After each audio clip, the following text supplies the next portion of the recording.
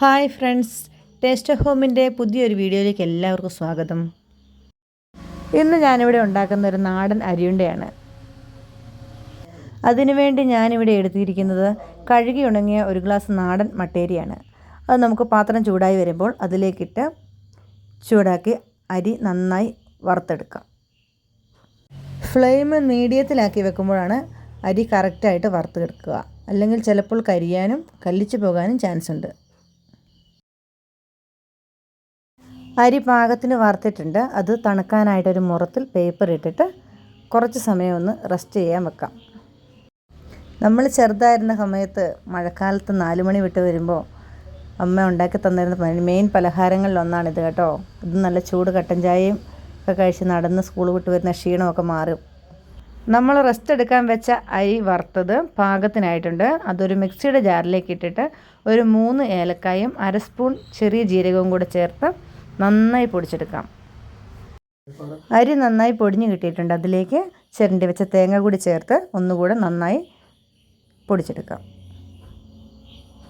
തേങ്ങ എത്ര കൂടുതൽ ചേർക്കുന്നോ അത്രയും ടേസ്റ്റ് ഉണ്ടാവും. ഇനി നമുക്കിതിൻ്റെ മധുരത്തിന് ആവശ്യമായിട്ടുള്ള ശർക്കര ഒരുക്കാം. ഇത് പണ്ട് കാലത്തെ ട്രഡീഷണൽ ആയിട്ടുള്ള ഓലച്ചക്കരയാണ്. അപ്പോൾ അത് നമുക്ക് ചെറിയ കഷ്ണങ്ങളായിട്ട് പൊട്ടിച്ച് ഒരു പാത്രത്തിലിട്ട് ഇത് പാനിയാക്കി എടുക്കാം. ഈ ചക്കരയ്ക്ക് മെയിനായിട്ടുള്ളത് ഭയങ്കര ടേസ്റ്റാണ്. ഒന്നും വേസ്റ്റ് പോകാനില്ല. അത് നമുക്ക് അങ്ങനെ തന്നെ കഴിക്കുമ്പോൾ നല്ല നാക്കയിലിട്ടാൽ അലിഞ്ഞു പോകും. നല്ല കളറും ഉണ്ടാകും. അത് നന്നായി പാനിയായി വന്നിട്ടുണ്ട്. അത് നമുക്ക് ഓഫാക്കിയിട്ട് നമ്മുടെ അരി പൊടിച്ചതിലേക്ക് അരിച്ച് ചേർക്കാം. അരിക്കണമെന്നൊന്നുമില്ല, അതിനകത്തൊന്നും വേസ്റ്റ് വരാനില്ല. വെറും പദം മാത്രമേ മിച്ചം വന്നിട്ടുള്ളൂ. അപ്പോൾ നമുക്കത് നന്നായി ഒന്ന് യോജിപ്പിച്ചെടുക്കാം. പണ്ട് കാലത്ത് പെൺപിള്ളേരെ കെട്ടിച്ചു വിട്ട് കഴിയുമ്പോൾ അമ്മമാർ കർക്കിടക മാസത്തിലൊക്കെ കാണാൻ വരുമ്പം ഉണ്ടയടിക്കൽ എന്ന് പറയുന്ന പരിപാടിയൊക്കെ ഉണ്ടായിരുന്നു. അതൊക്കെ ഇന്ന് അന്യം വന്നു പോയിട്ടുണ്ട്. എന്നാലും അതിൻ്റെ ഒരു ഓർമ്മ പോലെ നമുക്കിപ്പോൾ ചെയ്യാം. ഇപ്പം മിക്സി മാത്രമല്ലേ എല്ലാവരും ഉപയോഗിക്കുന്നുള്ളൂ. അരകല്ലും ആട്ടുകല്ലും ഒക്കെ സൈഡിലാക്കി വെച്ചേക്കുമല്ലേ. ഒരലിടിച്ചായിരുന്നു അന്നത് ഉണ്ടാക്കിക്കൊണ്ടിരുന്നത്. നമ്മുടെ പാകത്തിന് രണ്ടും കൂടെ മിക്സായി വന്നിട്ടുണ്ട്.